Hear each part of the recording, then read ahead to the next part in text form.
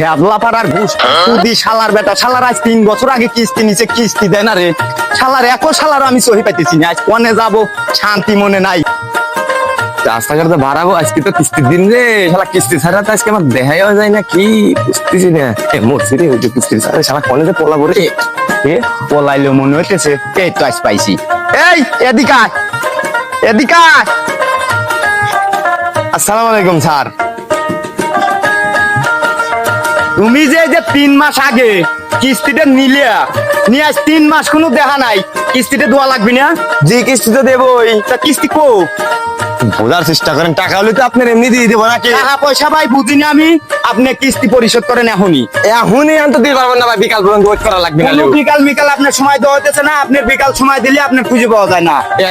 এই কিস্তির জন্য আমার বেতন আটকা দিছে ভাই আজকে কথা কোন কিস্তি আপনি ঠিকই দেবো ভাই আমি এত কিছু বুঝি নাই শ্যাবলা পাড়ার গোষ্ঠী তো আমি ছাপাই নিয়া ভাই